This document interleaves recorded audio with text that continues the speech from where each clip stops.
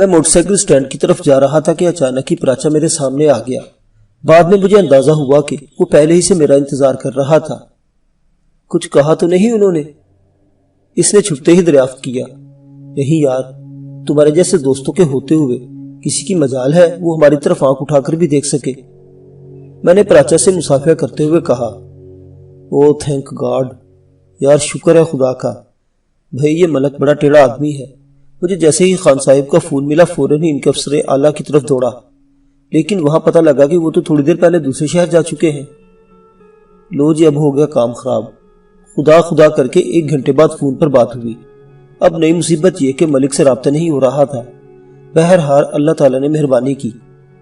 یار اب ذرا محتاط ہی رہا کرو، جس معاملے میں سیکورٹی ایجنسیاں آ جائیں وہ جلدی ٹھیک نہیں ہوا کرتا۔ اس نے مجھے سمجھانے کے انداز میں کہا۔ یار تمہارا بہت شکریہ پراچا، میں جانتا تھا کہ الماس بھائی تم سے ہی کام کہے گی۔ میں نے اسے کریدنے کے انداز میں اگلی بات کی تمہید باندھی۔ ارے میں اس گشتی کو کیا سمجھتا ہوں، مائی فٹ۔ اس نے نفرت سے ہونٹ سکیڑے، پھر مجھ سے مخاطب ہوا۔ سالی 2 تکے کی طوائف، سپلائر، اس کے علاوہ اس کی حیثیت ہی کیا ہے؟ یار ہم بھی کوئی اچھے آدمی نہیں ہیں، لیکن یہ تو بڑی بدماش عورت ہے۔ اسے کمیشن کھانے کو اپنا دھندا بنا لیا ہے۔ خدا جانے خان صاحب پر کیا تعویذ کروا دیے ہیں کہ اتنا بڑا اور اتنے اثر و رسوخ والا آدمی بھی اس کی ہر ہاں میں ہاں ملا دیتا ہے۔ ایک مرتبہ خان صاحب کو اس کی اصلیت کا علم ہو جائے، پھر دیکھنا اس سالی کو تو اس کی اوقات نہ دکھا دوں تو میرا نام بھی پراچا نہیں اور رکھ دینا۔ اس نے بڑی تلخی سے کہا۔ پراچا یار، میرے ساتھ بھی بڑی زیادتی ہوئی ہے، کاش میں نے اس روز تمہاری بات مان لی ہوتی۔ اس حرام خور نے لاکھوں روپے میرے ذریعے کمائے اور مجھے چند ہزار پر ٹرخا دیا۔ میں نے آغاز کیا۔ یار حنیف باؤ، تم کیوں اس کے چنگل میں پھنسے ہو؟ لعنت بھیجو، میں تمہیں کام لا کر دیا کروں گا 50-50 پر۔ تمہیں کس بات کی کمی ہے یار؟ اس نے میرے ساتھ کینٹین کی طرف چلتے ہوئے کہا۔ پراچا یار، میری ایک بڑی کمزوری اس کے ہاتھ لگ گئی ہے۔ میں نے اس کی طرف دیکھے بغیر سر جھکاتے ہوئے کہا۔ کون سی؟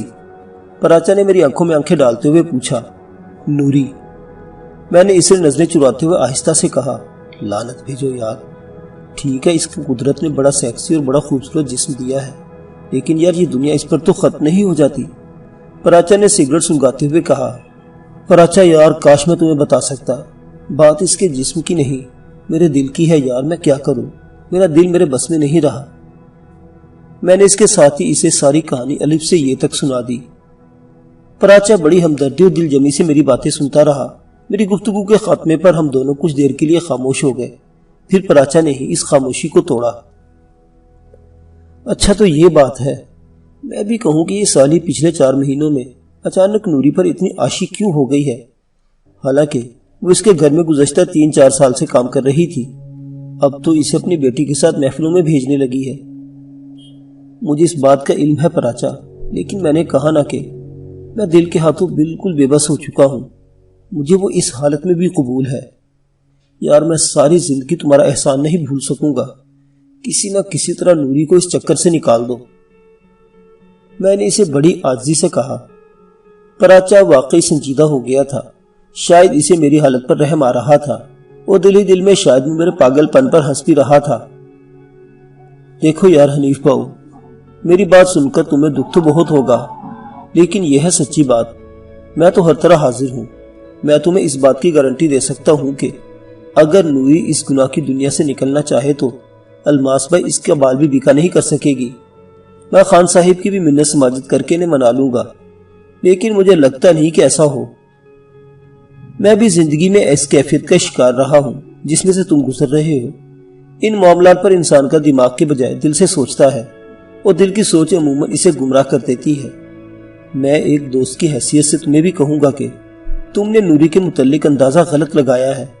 ایسی عورتوں کی نفسیات بڑی عجیب ہوتی ہیں، وہ ایک مرد پر گزارا نہیں کر سکتی۔ الماس بھائی نے اسے گھاٹ گھاٹ کا پانی پلا دیا ہے۔ برا نہ ماننا، تمہارے پاس ایسا کوئی سوشل سٹیٹس نہیں جو اس کے لیے باعث ترغیب ہو۔ اتنا کہہ کر وہ خاموش ہو گیا، شاید اسے میرے رد عمل کا انتظار تھا۔ پراچا، تمہاری بات ٹھیک ہوگی، لیکن ایک مرتبہ کوشش کر لینے میں کیا حرج ہے؟ یار میں تمہیں کیسے سمجھاؤں؟ میں نے بے بسی سے کہا۔ خدا جانے اس لمحے میرے لہجے میں کون سا دکھ سمٹ آیا تھا کہ پراچا بھی متاثر ہوئے بغیر نہ رہ سکا۔ ٹھیک ہے جیسے تمہاری مرضی، اس نے میری ہاں میں ہاں ملائی۔ میں اس سے ایک مرتبہ کہہ کر دیکھتا ہوں، شاید وہ مان جائے۔ میں نے دوبارہ کہا۔ یار باؤ حنیف، میں نے کہا نا کہ میں حاضر ہوں، میں گارنٹی دیتا ہوں کہ الماس بھائی اس کا کچھ نہ بگاڑ سکے گی۔ پراچا نے فیصلہ کن لہجے میں کہا۔ ہم دونوں ادھر ادھر کی باتیں کرتے رہے۔ اس نے آج مجھے اپنا بزنس پارٹنر بنا لیا تھا اور مستقبل میں ہم ایک دوسرے کے ساتھ مل کر چلنے کا وعدہ کر چکے تھے۔ پراچا، میں نے کہا تھا یہ معاملہ ذرا ٹھنڈا ہو لینے دو، پھر تمہارے وارے نیارے کرا دوں گا۔ گھر آ کر میں نے اپنے والدین سے معافی مانگی اور انہیں جھوٹا سچا یقین دلانے کی کوشش کرنے لگا کہ میں اول تو گمراہ ہوا ہی نہیں تھا، اگرچہ کچھ غلطیاں ہوئی بھی تو میں انشاءاللہ مستقبل میں انہیں نہیں دہراؤں گا۔ بیچاروں نے میری بات پر یقین کر لیا۔ شام تک کا وقت جیسے تیسے ماہی بے آپ کی طرح تڑپتے ہوئے میں نے گھر میں گزارا اور پھر کسی کام کے بہانے استاد رنگی خان کے گھر کی طرف چل دیا۔ میں نے بڑی سنجیدگی سے فیصلہ کر لیا تھا کہ نوری کو اپنا کر اپنے والدین کو راضی کرنے کی کوشش کروں گا، اور مجھے امید تھی کہ میرے خلوص نیت کے سامنے اس کے گھر والے بھی ہتھیار ڈال دیں گے۔ اپنی بات میں یقین پیدا کرنے کے لیے میں نے اس کے والدین سے براہ راست بات کرنے کا فیصلہ کیا تھا اور یہی ارادہ لے کر اس کے گھر کی طرف جا رہا تھا۔ مجھے یاد آ گیا کہ چند ماہ پہلے بھی اسی طرح احاطہ بلی رام میں قسمت آزمائی کے لیے آیا کرتا تھا اور اپنی تدبیر و تجویز سے کامیاب ہو گیا تھا۔ مجھے اب بھی یقین تھا کہ کامیابی میرے قدم چومے گی، کیونکہ اب تو میں جا بھی ایک نیک ارادے سے رہا تھا، تب تو میرے عزائم بھی خطرناک تھے۔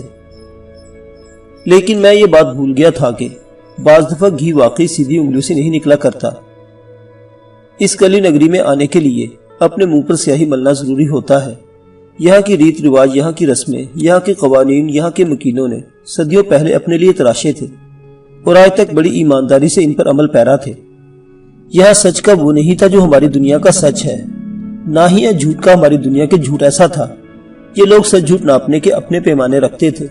یہ کیسی دنیا تھی، تیور اور کومل کی دنیا۔ ان کی زندگی بھی ہمارے وقت اور بے وقت کے راگ اور راگنیوں میں بٹی تھی۔ جب میں پہلی شام استاد رنگی خان کے آشیانے پر گیا تھا تو مجھے کلیان ٹھاٹ کا ایمن راگ شروع کروایا گیا تھا۔ میں یہ بھول چلا تھا کہ استاد رنگی خان نے اس روز وہ اس دنیا کے نشیب و فراز سے ڈرا کر واپس لوٹ جانے کا مشورہ دیا تھا۔ اس نے تو صاف صاف کہہ دیا تھا کہ گانا بڑا مشکل ہے، زندگی گزر جاتی ہے لیکن گانا نہیں آتا۔ یہ تو میں بے وقوف تھا جس نے چند ماہ میں ہی سمجھ دیا تھا کہ میں زندگی کے گیت کو اپنے من کی تار پر اپنی مرضی سے گا لوں گا۔ میں نے بڑے اعتماد سے استاد رنگی Khan artist radio T V کے دروازے پر دستک دی تھی۔ اندر سے حسب معمول استاد صاحب کی بیوی کی آواز سنائی دی، کون ہے؟ آ جاؤ۔ میں نے مہم جو کی طرح اپنا پہلا قدم بڑی مضبوطی سے اندر رکھا اور اس کمرے میں آ گیا جہاں استاد رنگی خان، اس کی گھر والی اور 2-3 رشتہ دار رہتے تھے۔ بسم اللہ، خیر ہوئے جی آیا نو۔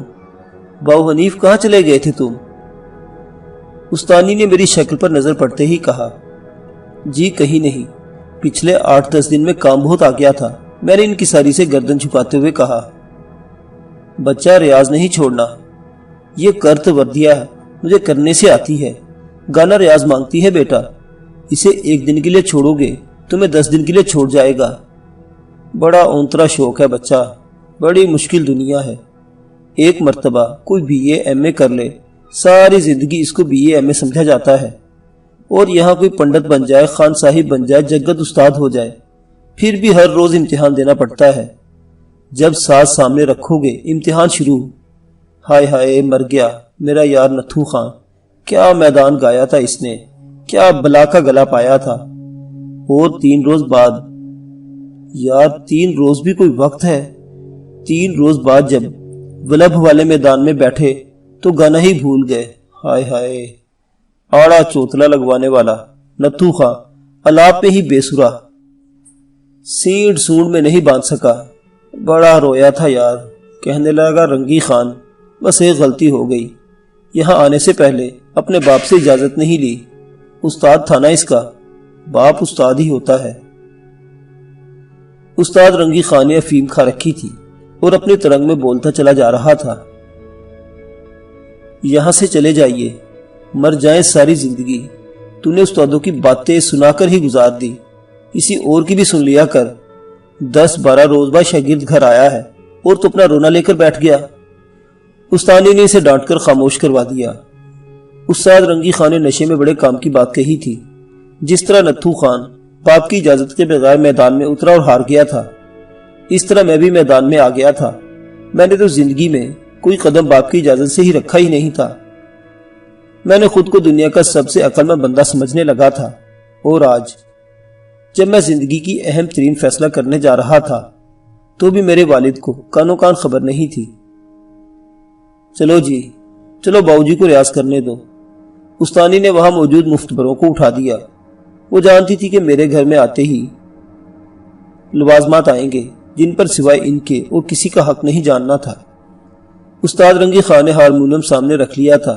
کسی کو چائے کے لیے کہہ دے۔ میں نے اپنی دانست میں اپنی مستقبل کی ساس سے کہا، اوے بشیرے، کتنے مر گیا ہے، جا چائے لے آ، ساتھ کچھ کھانے کو بھی لے آنا، اس نے بشیر سے کہا۔ میں نے حسب روایت 100 کا نوٹ اس کی پھیلی ہوئی ہتھیلی پر رکھا اور وہ خیر ہوئے کہتا ہوا چلا گیا۔ ہاں جی، شروع کرو جی، بسم اللہ۔ استاد رنگی خان نے سر چھیڑا۔ استاد جی، میں نے ایک بہت ضروری بات کرنی تھی، میں نے سنجیدگی سے کہا۔ کیا بیٹا، کرو کرو، خیر ہوئے جی۔ استاد صاحب نے ہارمونیم پر سے ہاتھ اٹھا لیا۔ آپ بھی ادھر آ جائیں۔ میں نے استانی کو بھی وہیں بلا لیا جو باہر چارپائی پر لیٹنے والی تھی۔ ماں جی، چھوٹا منہ اور بڑی بات ہے، آپ برا تو نہیں مانیں گے؟ میں نے اس کے بیٹھنے پر کہا۔ ہائے بہو حنیف، کیوں ہم غریبوں کو شرمندہ کر رہے ہو؟ کیا بات ہے؟ اس نے بظاہر حیران ہو کر کہا۔ ماں جی، استاد جی، دراصل میں نوری سے شادی کرنا چاہتا ہوں۔ میں نے لگی لپٹی رکھے بغیر کہا۔ ہیں؟ استاد رنگی خان کو تو جیسے اچانک زبردست جھٹکا لگ گیا تھا۔ بیٹا، میں سمجھی نہیں۔ گھاگ استانی کے کان کھڑے ہو گئے۔ ماں جی، میں نوری کو اپنی بیوی بنانا چاہتا ہوں، میں نے اسے نظریں ملائے بغیر کہا۔ رنگی خان کو تو جیسے سکتا سا ہو گیا تھا، لیکن استانی کے لیے بلی کے بھاگو چھنکا ٹوٹ گیا۔ اس نے اپنی زمانہ ساز نظروں سے میرے چہرے کا جائزہ لیا اور وہاں میدان ہموار پا کر اگلا حملہ کر دیا۔ حنیف بیٹا، تم بھی سمجھتے ہو کیا بات کہہ دی ہم نے تم سے؟ کہاں تم لوگ اور کہاں ہم کمینے لوگ۔ ماں جی، میں ذات پات پر یقین نہیں رکھتا، میں نے حوصلہ کیا۔ بیٹا، تمہاری یقین نہ رکھنے سے کیا بنے گا؟ سارا زمانہ یقین رکھتا ہے۔ آخر تم نے اس دنیا میں زندگی بسر کرنی ہے کہ جنگل میں تو نہیں رہنا۔ استانی نے اپنی دانست میں سنجیدگی اختیار کی۔ دیکھیے ماں جی، میں نے بہت سوچ سمجھ کر یہ بات کی ہے، تمام حالات کا جائزہ لے کر اور آنے والے وقت کو سوچ کر سمجھ کر قدم اٹھایا ہے۔ مجھے امید ہے میرے والدین اس کی اجازت دے دیں گے اور نوری کو بطور دلہن قبول کر لیں گے۔ آخر میں ان کی اکلوتی اولاد ہوں، اس دنیا میں میرے علاوہ ان کا اور ہے ہی کون؟ پھر ہمارے تو قریبی رشتہ دار بھی نہیں ہے، پھر کسی نے کیا اعتراض کرنا ہے؟ اور پھر کوئی اعتراض کرتا ہے تو کرتا رہے، کسی کی پرواہ نہیں۔ میں نے تقریر شروع کر دی۔ ہوشیار اور زمانہ ساز بوڑھی میں راسن میرے جذبہ شوق شہادت کا بار بار یقین کرنے کے بعد بالآخر چھری تلے دینے کا فیصلہ کر لیا۔ حنیف بیٹا، ماری تو خوشی قسمتی ہوگی، تم جیسا پڑھا لکھا اور برسر روزگار داماد قسمت والوں کو ہی نصیب ہو سکتا ہے، لیکن ہماری کچھ مجبوریاں ہیں جن کی وجہ سے ہم بری طرح پھنسے ہوئے ہیں۔ اس نے داؤ پھینکا۔ کیا؟ میں نے بے ساختہ پوچھا۔